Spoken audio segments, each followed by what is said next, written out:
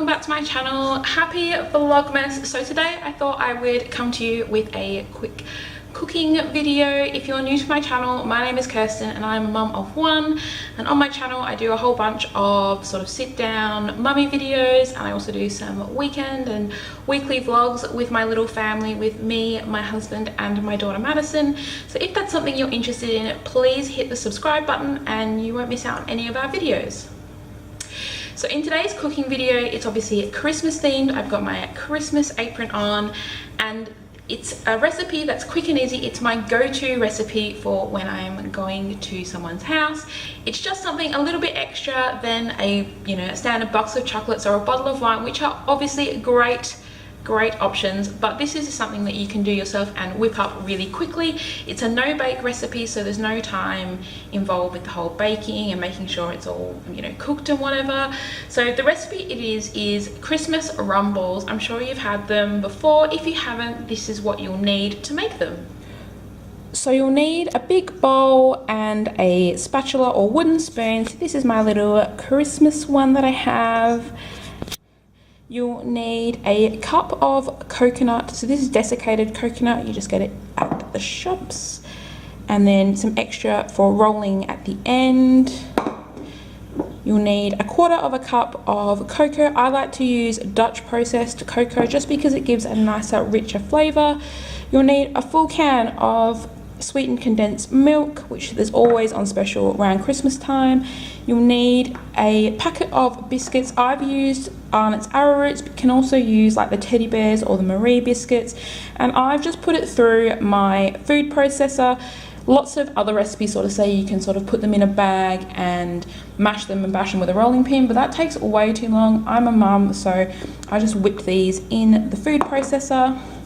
And you can use some rum. I'm using this Bundaberg Red because it's what we have in our pantry, and the people that I'm making these for are from Bundaberg, so I thought it was proper to use Bundaberg rum. You can also use rum essence if you want something that's non-alcoholic, or you can actually just skip over the whole rum thing in general and just make them as chocolate balls.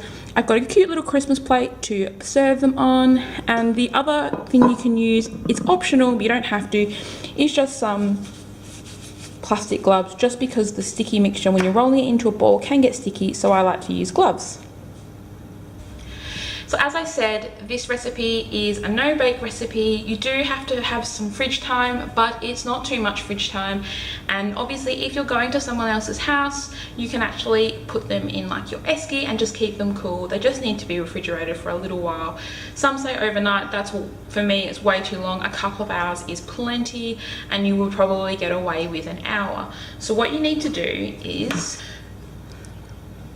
so start off with your bowl and add in your sort of food processed biscuits, add in your cocoa and your coconut.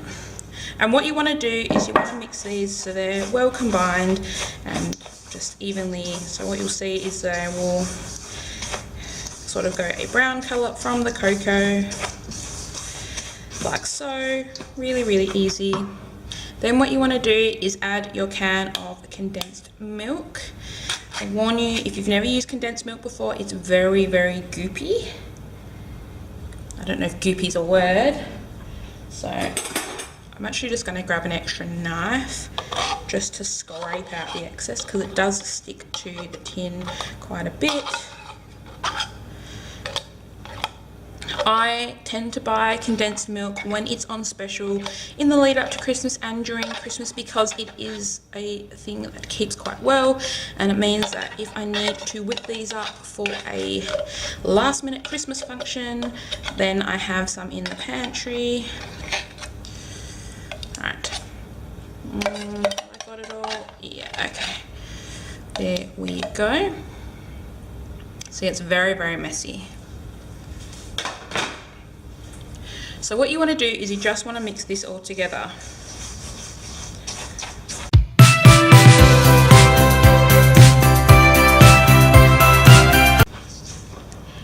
Now that it's starting to get a bit of shape, this is when you add your rum. You can obviously add as much or as little as you want. I'm just going to add a dash.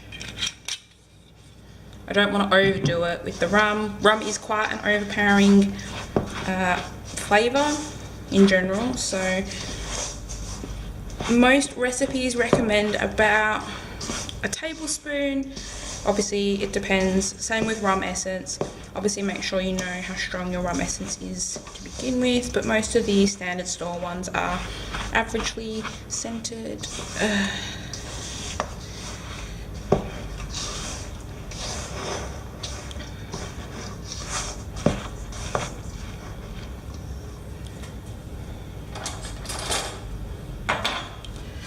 As you can see, it's starting to firm up quite a bit and become very like clumpy, so I'm going to put my gloves on. So what I like to do is just to get a spoon, this is a soup spoon, and just scoop some and roll it into a ball like so, and then you just coat it in coconut, and it looks like this, and then you just put it on the plate. And you just do it until you have no more mixture.